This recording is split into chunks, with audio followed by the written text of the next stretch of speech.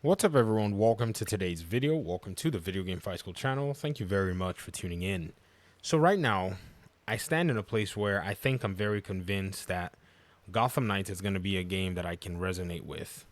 This has not necessarily been the most, I would say, smooth transition to come to this thinking. This has taken about 2 years and extensive coverage, examination, and just analyzing different aspects of the game.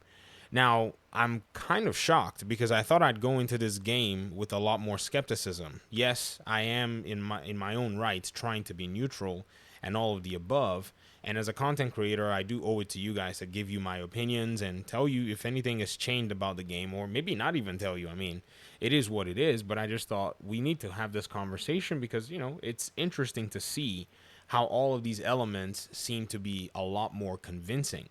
I also have to say, after we saw the reveal in 2020 and that gameplay, I think that was my most convincing part of the entire presentations that we had before these set of previews, anyways. And then with the Red Hood and the Nightwing gameplay, I mean, I was still in the place where, yes, there were some elements I liked, but I was still coming along. So, it was kind of getting better and better and better. And now, in this regard, I was able to get to the place where I think, or I thought at least a few weeks ago, that I was a little bit around the 80% mark. And this was after they showed the PC, specific trailer. The graphics, the, animations and everything just looked super crisp. And the optimization was just screaming out loud to me as they were showing it, because I was like, man, this is very good in the way that it was presented.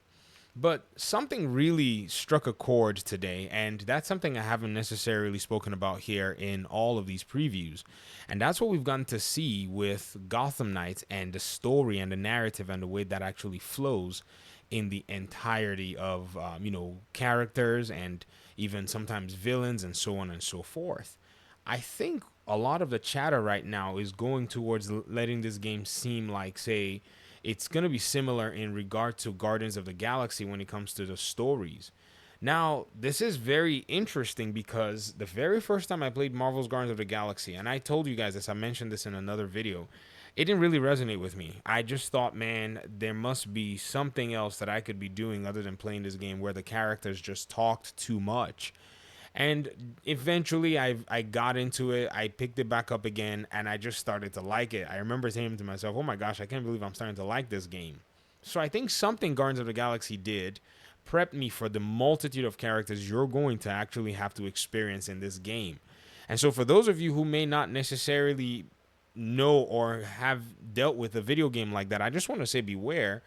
Yes, none of the characters here are super chatty, but it may be overwhelming for you from a gameplay perspective. I don't know how you're going to deal with that. And just recently, I was watching one final preview that I hadn't seen, among the others, and the previewer was able to play through this Harley Quinn mission and actually get to the end. I don't think the developers intended that they should get to the end, or maybe they did. And I got to see the interaction that, Harley Quinn had with Batgirl. And don't worry, I won't spoil it for you guys. But on seeing that interaction, it seemed to be, something that was quite unique. It seemed like something that would actually happen if you were looking, say, at say an animated, TV series, or if you were looking at something in regard to, say, a comic. Many writers will follow that path, and I thought that was actually pretty cool. And now I'm curious to see how she's going to interact with, say, characters like Nightwing and Robin and Red Hood at the end of it. I don't know what the relationship is going to be like. Yes, they're all, in a sense, facing this animosity, but whatever character arc and progression that they actually go ahead and, put together, I think it's going to be fascinating for the fans to see. And I remember also another previewer mentioning that this part of Harley Quinn's mission is just a side mission. It's just one side mission after, out of so many other aspects. And to me, I just thought this must be the most organic thing I've seen in a superhero video game since Guardians of the Galaxy. Because Guardians of the Galaxy to me did have good writing. I haven't beaten the game yet, but I have clocked in more hours than I did on release. On release, I think I played only like an hour and a half. Can you imagine that? That's how much the game overwhelmed me. But then I picked it back up and I was able to get my numbers, a little higher than I was anticipating. Let me see where it's at. It's right here. Marvel's Guardians of the Galaxy.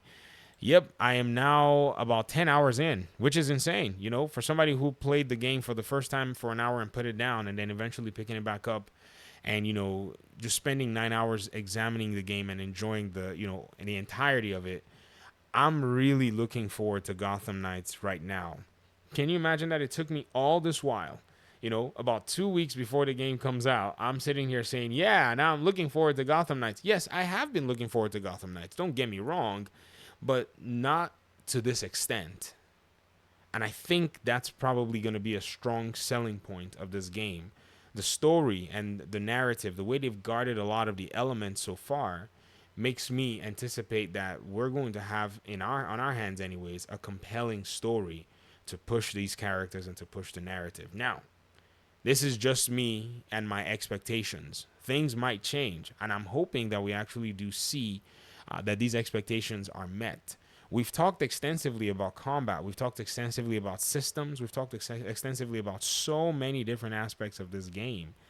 At this point, I think Gotham Knights only has itself to worry about. The devs have done their job, and if they were meticulous enough, we're going to see the fruits of all of that. So let me hear your thoughts in the comment section. I really am curious as to how you're going to be dealing with the story. Because we've been talking about all kinds of other stuff, but now the story is coming into light in a sense where you can piece some pieces of the puzzle together. And I can tell you that I am amazed so far by the details I've been gleaning just from some of these and just from the some of the impressions that we're getting all over the place.